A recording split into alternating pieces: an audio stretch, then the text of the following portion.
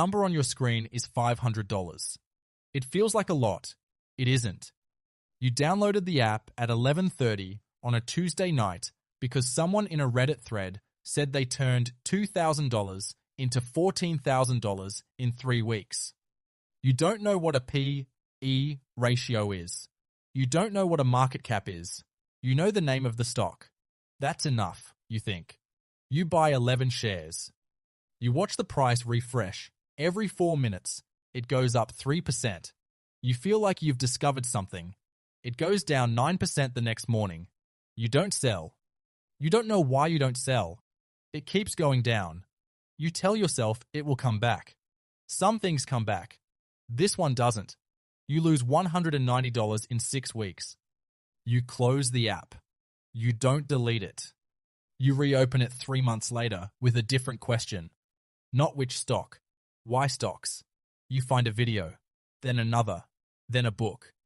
You learn about index funds for the first time, and something clicks with a quietness that surprises you. No picking. No predicting. Just the market. Compounding. Time. You open a brokerage account. A real one. You set up an automatic transfer of $200 a month into an S&P 500 ETF. You read about compound interest and run the numbers yourself.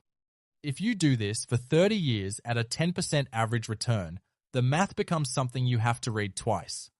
You don't feel excited. You feel something steadier than excited. The boring feeling is the point. You stay the course. Most people don't. You do. That matters more than you know yet. But the staying feels slow. You start reading more. Not articles. Filings. You find a company you think is undervalued. You read the 10K for the first time and feel the unfamiliar weight of actual information. Revenue, margins, debt structure, footnotes. You build a watch list. Then you build a second one. You have 12 positions now. You've read 4 books. You think you see patterns other people miss. You think the market hasn't priced this one correctly. You tell a friend about a semiconductor company and why it's trading at a 30% discount to intrinsic value. Your friend doesn't know what intrinsic value means. That gap makes you feel something. You're not sure if it's arrogance or clarity. It's a little of both. You haven't found an edge. You've found the beginning of a framework. Those are different things. You'll understand that later. You discover charts. Not the fundamental kind, the visual kind. Candlesticks, moving averages, support and resistance levels. You find a community online where people share setups and entries and exits. You learn what RSI means. You learn what MACD means. You buy a second monitor. You quit the index funds because they feel like surrender. You make $800 in a morning on a biotech catalyst, and your hands are shaking in a way that has nothing to do with fear. You make $2,200 the following week. You are convinced you have found it. 2 months later, you are down $11,000 on the year. You don't call it losing. You call it tuition. That reframing is how you survive. It is also how you avoid the lesson. The charts are not lying to you, but they are not telling you what you think they're telling you. Your emotional state tracks your profit and loss with disturbing precision. On red days, everything feels wrong. On green days, you feel chosen. Neither state is reliable. Neither state is investing. Someone mentions options in a forum, and 3 weeks later, you are fluent in a language you didn't speak before. Delta, gamma, theta decay, implied volatility. You understand that options aren't just bets. They are structures. They are leverage with geometry. You put $6,000 into call options on a stock the day before earnings. The stock moves the wrong direction. Your $6,000 becomes $340 in 48 hours. You sit with that for a long moment. You rebuild. You study the Greeks with the focus of someone who has recently been shown what the floor looks like. You make 40% in a single month on a volatility play you'd been watching for 6 weeks. You feel architectural. You give it all back in 8 days when the trade that was supposed to be a hedge becomes the loss. You are still here. That's what separates you from the people who aren't. Not skill. Not yet. Survival. A willingness to keep going after the account resets to 0. Then, something shifts.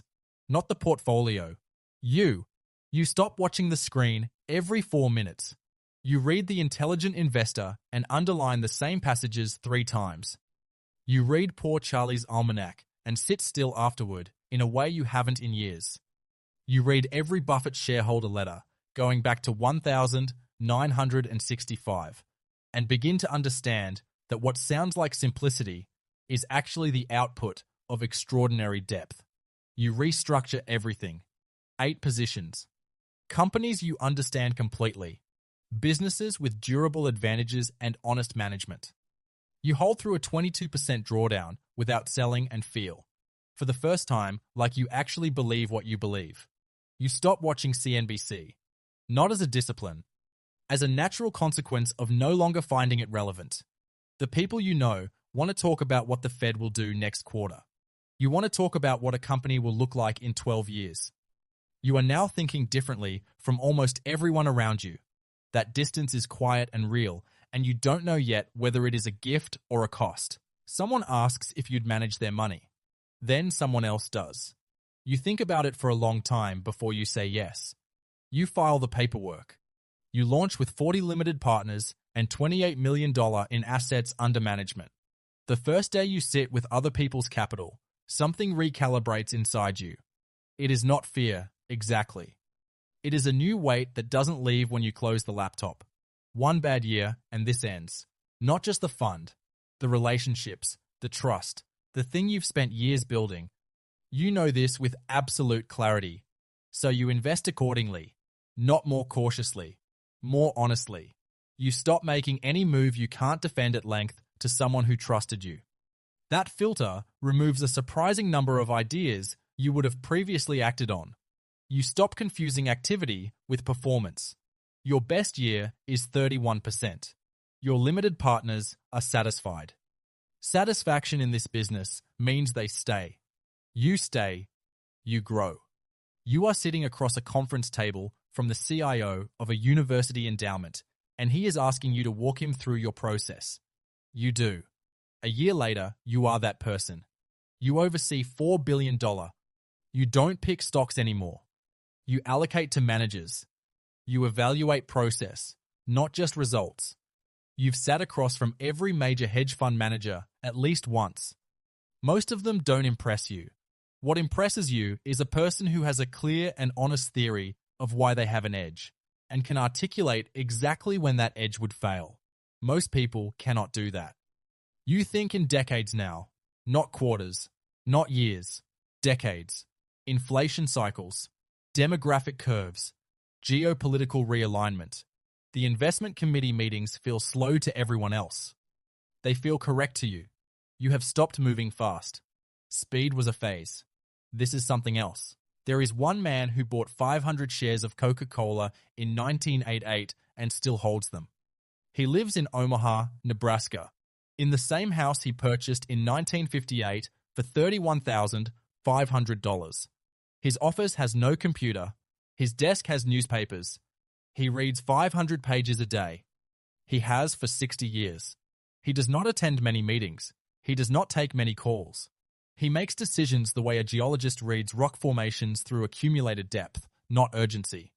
His portfolio has outperformed the S&P 500 for 6 consecutive decades. He has given away more than $50 billion and signed a pledge to give away 99% of what remains. He doesn't trade, he owns. There is a difference so profound it can take a decade to fully feel it. He is not trying to win. He stopped needing to prove something so long ago that the memory of needing to prove it has faded entirely. He wakes up and does this because it is what he is, not what he does, what he is.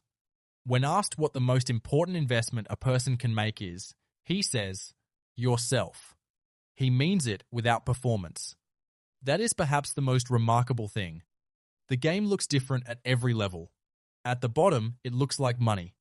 Fast money. Obvious money. The kind that arrives in other people's social media posts and seems reachable if you can just find the right ticker. It is not that. At the middle levels, it looks like information. Whoever knows more wins. That is closer to true, but still incomplete. At the higher levels, it stops looking like the market entirely and starts looking like something closer to philosophy. What do you actually understand? What is your real edge? What are you willing to hold when holding feels irrational? What do you do when the price says you're wrong and the business says you're right? The ones who last the longest are not the ones who traded the most. They are not the ones who found the best setup or caught the biggest move or blew up the fewest accounts. They are the ones who eventually understood what they were actually doing and why. Who stopped asking what the market was going to do and started asking what kind of investor they were capable of being. Who found a level of honesty with themselves that most people spend their entire lives avoiding. Somewhere right now, someone is staring at a $500 account on a phone screen. They think this is about picking the right stock. They are already thinking about the wrong thing. It was never about the stock. It was always about what you do with uncertainty, time, and the part of yourself that wants to be right more than it wants to be honest. The machine doesn't care which one you choose. It keeps running either way.